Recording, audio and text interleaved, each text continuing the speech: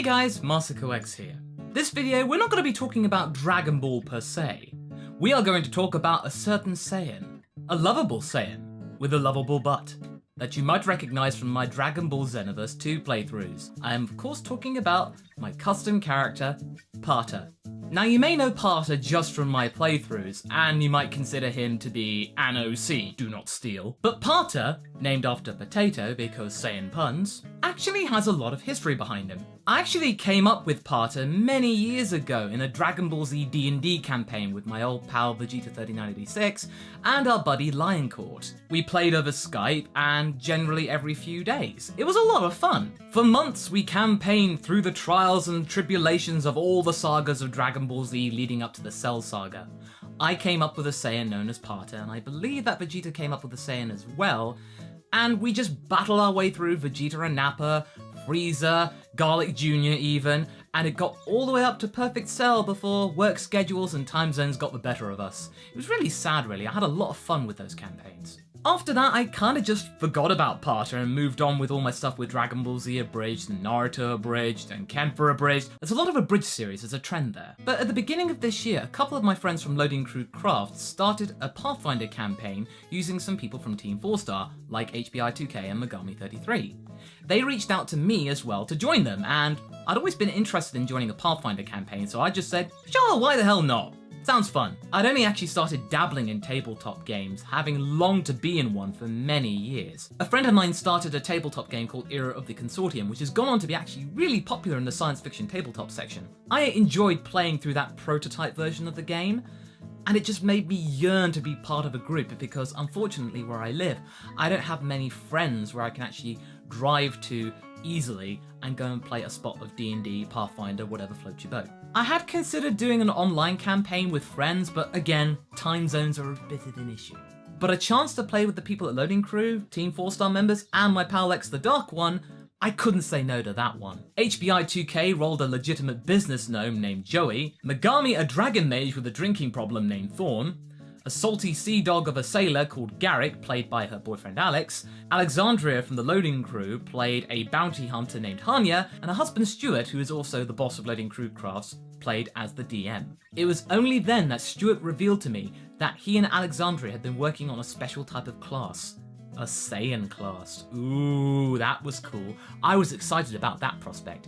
It was a sort of blend between a Keymaster and a Psionics class in Pathfinder, so it was steeped in lore from Pathfinder, but it had some tweaks to keep it in the Dragon Ball universe, and it all worked out perfectly. Naturally, I wanted to play this. It was only then that I remembered Paata from back in the day, and it was a chance to revive him in earnest with my friends. It had beam attacks, power-ups, psionic abilities such as reading power levels. It had everything I could possibly want in a character. I wrote his name in the character sheet and it all went from there. In fact, let me show you my character sheet from where we are currently in the Pathfinder campaign. He's currently level 7 and has terrific HP, speed, strength, dexterity, and constitution.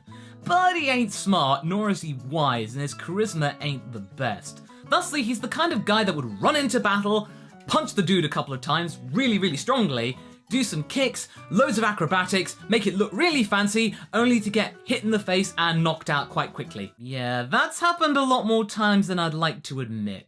Oh yeah, and he also does backflips. So why am I telling you all this?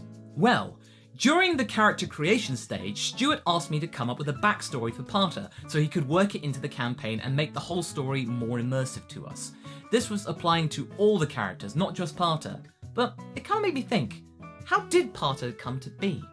Then there was a chance to actually write a story, and that was an excellent opportunity to put my narrative skills to the test. I like coming up with stories, and this was a perfect opportunity to come up with something in the privacy of a Pathfinder campaign. If it didn't work out, it could just stay there.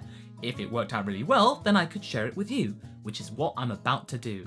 In manga form, thanks to the artwork of Kevin Beaver, I can present to you the origins of Paata Tarts. Ready?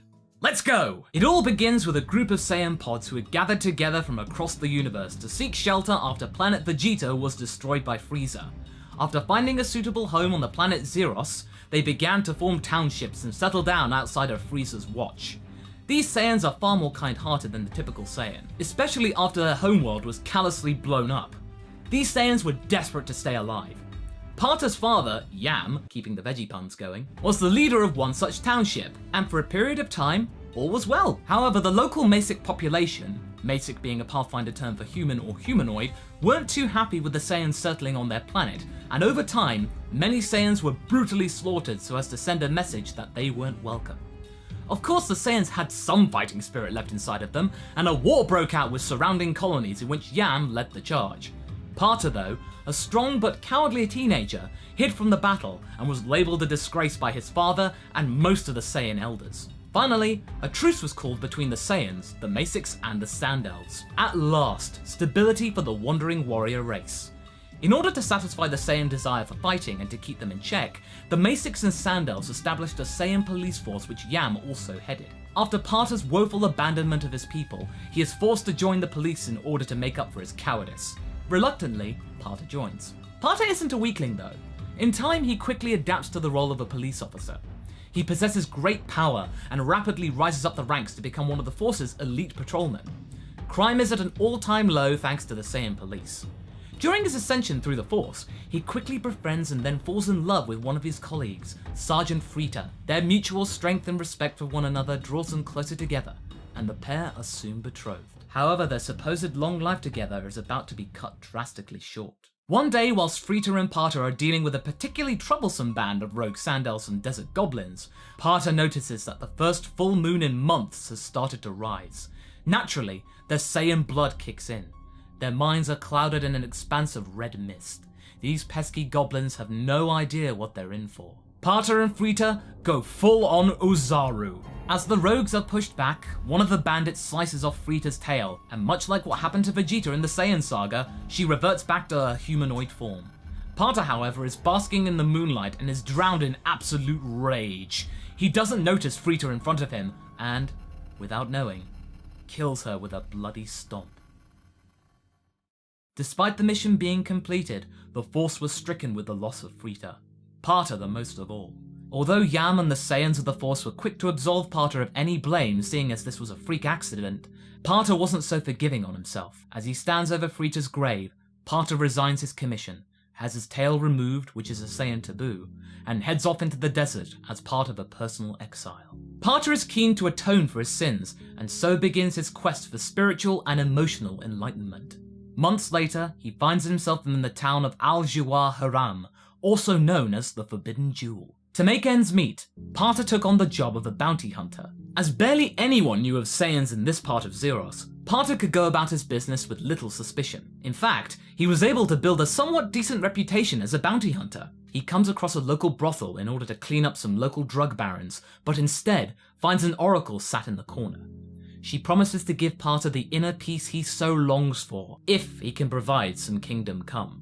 A local narcotic akin to heroin, which is applied by smearing on the mouth. In small doses, it increases focus and strength, but if used too often, or if you fail a wisdom saving throw in Pathfinder, you become addicted to it. Paata obliges with her request, whilst also keeping some back for later, and receives a prophecy.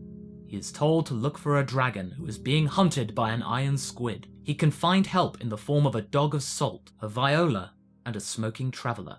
With this knowledge, Paata begins his adventures in the sands of Salabim. Well, that's the origins of Paata for you. Big thanks to Kevin Beaver for the wonderful artwork he put out here. I only asked him to do a few pages and lo and behold he provides me a practical manga chapter, so bravo sir, bravo. Link to his Twitter and DeviantArt page in the description. Now is the time I'd like to hear from you out there. What did you think of this? Would you like to see more? I would really love to show you more of this campaign. It's been so immersive and a lot of fun this past year. It's just such a good story to share.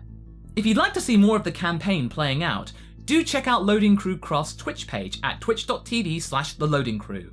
We tend to stream once every week or 2 weeks, and if you keep an eye on their Twitter as well, you'll get updates about when they stream. Also, leave your comments below about what you think of the manga and whether you'd like to see another chapter, perhaps of Paata's tales in the Sands of Salabim, or maybe the origins of some other characters in the campaign. I'd love to know what you think, and Kevin would love to see some Frita x Paata fan art. Don't worry, Puddin' and Paata is still a thing. This is an origin story, so that ship is still intact. I'm excited to see where this goes, and I'd really love to see what you think of it. Anyway, I hope you enjoyed this video. Until the next one, be sure to like and subscribe. And until then, catch you later.